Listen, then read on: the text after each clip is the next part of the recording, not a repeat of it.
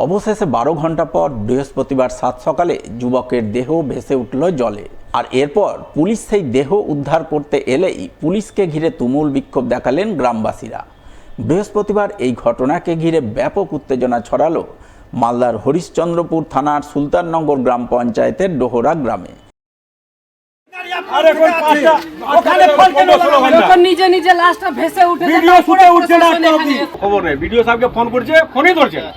কত নেতা দিয়ে ফোন করছে, ও ফোন ধরছে না।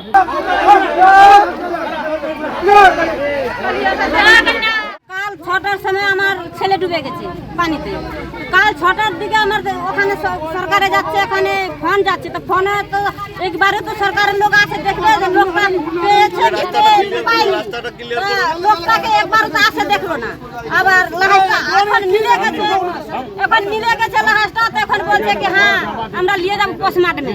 আমি পোস্টমর্টম আমার ছেলেকে যেতে দিব না, পুলিশ বলছে আমি নিয়ে যাবো, আমরা বলছি যেতে দিব। এই কারণে আমরা পোস্টমর্টমে যেতে দিব না।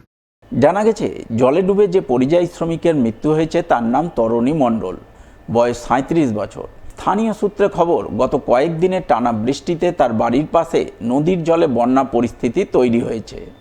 সেই বন্যার জলে বুধবার সন্ধ্যার দিকে তিনি মাছ ধরতে নামেন।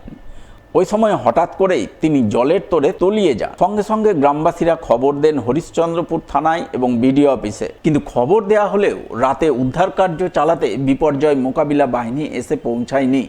অবশেষে বৃহস্পতিবার সকালে জলে তলিয়ে যাওয়া যুবকের দেহ বন্যার জলে ভেসে ওঠে। এই খবর পেয়ে হরিশ্চন্দ্রপুর থানার পুলিশ গ্রামে ছুটে যায়। দেহটি উদ্ধার করে ময়না তদন্তে পাঠানোর তোড়জোড় শুরু করে। ওই সময় গ্রামবাসীরা বিক্ষোভে ফেটে পড়েন। তারা পুলিশকে ঘিরে একরাশ ক্ষোভ উগরে দেন। যদিও শেষমেশ পুলিশ পরিস্থিতি নিয়ন্ত্রণে এনে দেহটি ময়না তদন্তে পাঠায় বলে খবর। অ্যাকচুয়াল ব্যাপার ঘটনা ঘটেছে বেলা সন্ধ্যার দিকে 6টা। আমরা প্রশাসনকে জানানো সত্ত্বেও প্রশাসনের কোনো সাড়া পাইনি। সাড়া না পাওয়ার পরে আমরা সম্পূর্ণ গ্রামবাসী মিলে আমরা সম্পূর্ণ লাইটের ব্যবস্থা করি, আমরা নিজেরাই খোঁজাখুঁজি করি। আমরা বললাম গোথাখুরকে যদি এনে যদি খোঁজাখুঁজি করা হয় তাহলে আমরা তখনই পেয়ে যেতাম, কিন্তু কোনো রকম আমরা প্রশাসনিক হেল্প পাইনি বলে এখন গ্রামবাসী বিক্ষোভ করছে প্রশাসন কেন আসলো না, কী কারণে আসলো না। এখন যখন আমরা গ্রামবাসী মিলে বডিটা তুললাম, খুঁজে বের করলাম, তখন প্রশাসন এসে বলছে যে বডিটা নিয়ে যেতে। কিন্তু একজন গরিব মানুষ বডিটা নিয়ে গেলে বডিটার অবস্থা কী হবে?